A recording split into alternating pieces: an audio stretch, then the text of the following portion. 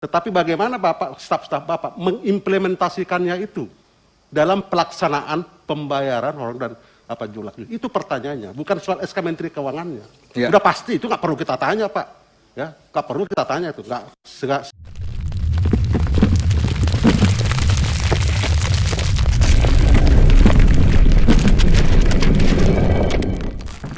Satu, bidang pengembangan desa dan pedesaan. Untuk pendampingan 74.953 desa yang hari ini sudah diupdate oleh Kementerian Dalam Negeri, yaitu 74.963 desa. Tapi kita belum dapat tembusan surat keputusan menterinya, sehingga masih menggunakan data 74953. Kita sudah minta, saya belum dapat kiriman sampai sekarang. Nanti kalau sudah ada kiriman kita akan sampaikan kepada Bapak Ibu sekalian. Targetnya adalah 35.168 orang, alokasinya 1,74 triliun. Nah, sekaligus ini tadi merespon apa yang disampaikan oleh Pak Joni Allen. Jadi, sebagaimana yang sudah berkali-kali kami laporkan di dalam forum yang terhormat ini, bahwa terkait dengan pendamping desa, kita tidak membuka rekrutmen karena kita lagi konsolidasi untuk peningkatan kapasitas dan manajemen agar dana yang dikeluarkan ini betul-betul berdampak positif bagi pemanfaatan dan penggunaan dana desa di 74.953. Oleh karena itu, ketika ada saran dan pertimbangan dari Bapak Ibu anggota Komisi 5 untuk menurunkan jumlah rasio antara pendamping dengan jumlah desa yang didampingi, sampai hari ini kami belum melakukan penambahan karena fokus kami adalah peningkatan kapasitas supaya apa yang menjadi tugas kita selama ini bisa kita laksanakan secara maksimal. Yang kedua, sekaligus terkait dengan gaji yang tadi disinggung, tentu nanti secara normatif akan kita laporkan, tetapi perlu juga kami singgung pada kesempatan ini bahwa baru mulai tahun 2021 ini penanganan pendamping desa fokus kita laksanakan di kementerian, bukan di dekon dengan melakukan manajemen dekon. Kalau kemarin pengelolaan pendamping ini dekon, sehingga pembinaan, penggajian, pengawasan, dan lain-lain dilakukan secara dekon. Mulai 2021 semua kita lakukan dengan IT, dengan aplikasi, sehingga kita bisa melakukan monitoring one by one, satu persatu terhadap 35.168 orang yang daftarnya sebagaimana hasil rapat kita dulu, sudah kita kirim daftar pendamping se-Indonesia pada tanggal 7 Desember 2020 sebagai tindak lanjut atas rapat kerja tanggal 18 November 2020. Bentuknya bentuk soft file, karena kalau dibentuk hard copy nanti terlalu tebal dan saya khawatir malah nggak terbaca. Jadi 7 Desember 2020 sudah resmi kita kirim ke Bapak Ibu pimpinan dan anggota Komisi 5. Kemudian desa wisata di destinasi wisata super prioritas, ini 38 desa. Desa wisata prioritas kementerian, 75 desa. Ini yang juga terkait dengan penentuan titik-titik oleh para pimpinan dan anggota Komisi 5. Kemudian konvergensi pencegahan stunting di 75 desa, 159 kabupaten. Peningkatan kapasitas pendamping desa digital. Kemudian peningkatan kapasitas kelompok masyarakat desa di 200 desa, pengendalian dana desa 33 provinsi, pelatihan masyarakat 7.605 orang, peningkatan jalan dan pasar kawasan perdesaan, ini khusus kawasan perdesaan prioritas nasional, usulan kita banyak tapi hanya mampu direalisasi dengan 5 kawasan perdesaan, kemudian gudang pangan lokal dan lantai jemur, sarana dan prasarana dan pasca panen di rawan pangan daerah tertinggal di 6 kabupaten, pengembangan wisata di daerah tertinggal pendukung KSPN, kawasan strategis prioritas nasional ada di 19 kabupaten. Itu yang ada di bidang pembangunan desa dan pedesaan. Kemudian berikutnya di bidang ekonomi dan investasi desa, daerah tertinggal dan transmigrasi, pengembangan BUMDes untuk produk unggulan desa, 500 BUMDes, transformasi ekonomi kampung terpadu, tekad bersumber dari PLN di 500 desa, ini di 5 provinsi timur, Papua, Papua Barat, Maluku, Maluku Utara, dan NTT. Kemudian usaha ekonomi desa terintegrasi BUMDes, 50 kelompok, dan pengembangan BUMDes bersama, ini KPPN juga, 62 BUMDes bersama.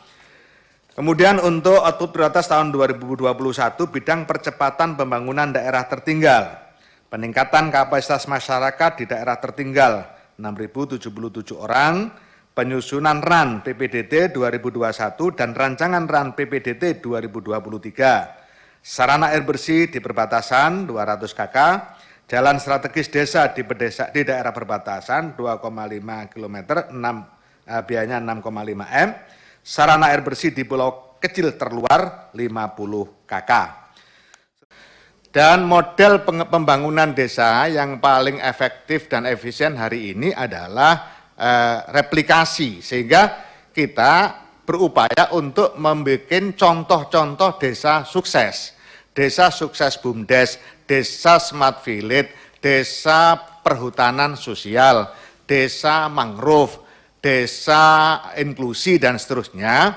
Dan di web kita juga sudah kita tampilkan desa-desa contoh. Dengan demikian diharapkan kepada seluruh pegiat desa, utamanya pemerintah desa, bisa melihat desa-desa contoh itu dan mencoba mengadopsi disesuaikan dengan kondisi daerah masing-masing.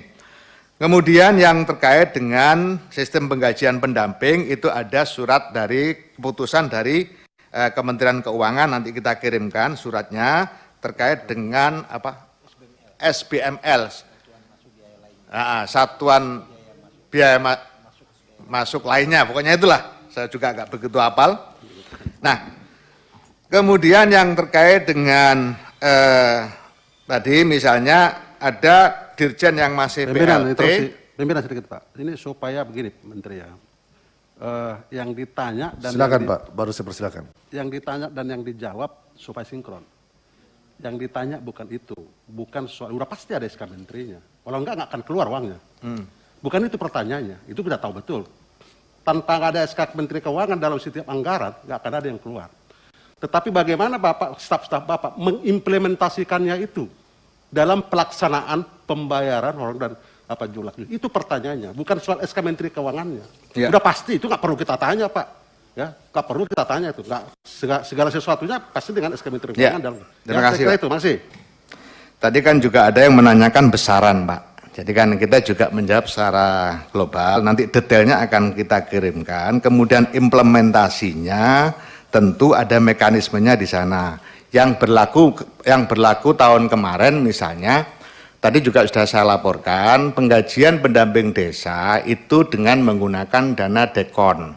Jadi dana kementerian yang ditaruh di daerah, kemudian pendamping desa dikelola oleh daerah. Nah itulah yang kemudian beberapa permasalahan kita tidak bisa langsung menindaklanjuti. Nah sekarang kita coba kita tarik, sehingga misalnya permasalahan dari Pak Johnny Allen misalnya, atau permasalahan dari Pak Edi, tadi Edi Santana, bisa kita langsung tidak lanjuti, kita cek. Nah kemudian apa yang diharapkan oleh Pak Edi akan bisa kita tidak lanjuti. Nah itulah makanya kita terus berupaya untuk meningkatkan kapasitas mereka dengan aplikasi Pak, dengan aplikasi, dengan istilah kami adalah daily report. Jadi laporan harian, meskipun sebenarnya tidak harian, bisa mingguan. Tetapi di situ selama ini pakai FKIN itu berjenjang. Nah dengan berjenjang itu akhirnya subjektivitasnya terlalu tinggi.